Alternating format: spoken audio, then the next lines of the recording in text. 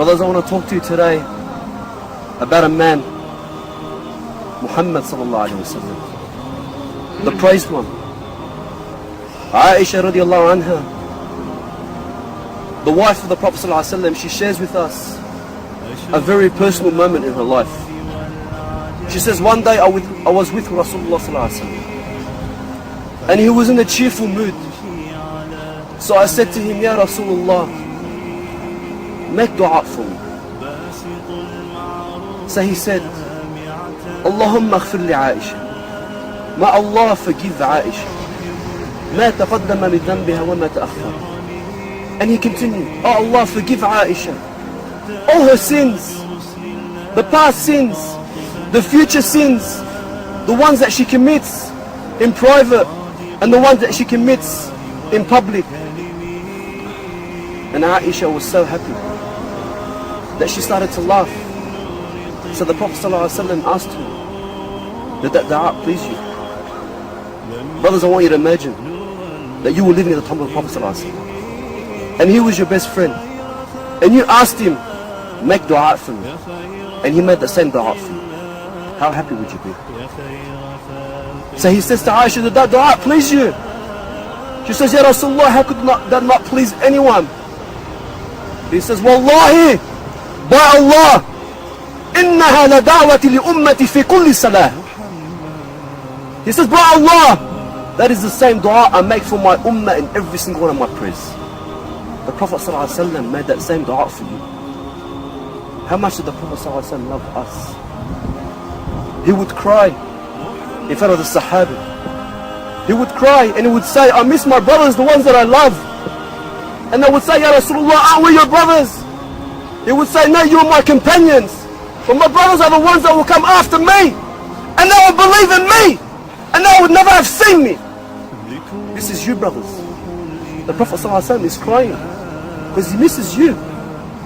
He would stay the night praying to Allah, crying out to Allah, my ummah, ummati, ummati. The Prophet ﷺ is crying for you. When was the last time you cried for the Prophet ﷺ? The Prophet would give khutbah and he would lean on a tree as he would give the khutbah until they built him the minbar. The following week, standing on this minbar, the companions would say, we heard the tree crying like it was a little baby. The tree was crying because it missed Rasulullah sallallahu alaihi wasallam. If this tree, brothers, this tree which is not a living thing, is not obligated to love Rasulullah, was crying because it missed Rasulullah. And other people who say Muhammad is Rasulullah, are we not more worthy to cry for missing him than this tree? Are we not worthy? The companions would sacrifice so much. When the Prophet ﷺ passed away, and Bilal, the one who would call the adhan, he could not do it anymore. He would sit in the Prophet's mosque and he would imagine looking at the house of Aisha where it was the grave of the Prophet ﷺ, and he would imagine the Prophet walking across the Rawdah and saying to Bilal, Arihna biha ya Bilal, comfort us with it ya Bilal, make the adhan for prayer. And so Bilal could not stand living in the city of Medina without Rasulullah ﷺ. Every street, every corner, every rock, everything would remind him this is where the Prophet ﷺ was. So he leaves the city, as many companions did, going for jihad, until many years later, when Allah subhanahu wa ta'ala gave victory to the Muslims in Jerusalem, and the Sahaba would be reunited for the first time in so long since the death of the Prophet. And they would see Bilal, who had not given adhan for 6 years, and they would say to him, Ya Bilal, adhin lana, make adhan for us just one last time. And he would say, no, fa'adhurin, please, I can't, it's too painful. They would say, please, they ask Umar, Ya Amir al-Mu'mineen, please speak to him. Until Umar spoke to him and he agreed. And so Bilal would get up to make this adhan, the first time since the death of the Prophet ﷺ. And he would call the adhan. The memories, the sweet times, the fragrance of the Rasulullah, his warmth, his compassion would come back to the Sahaba and they would all cry.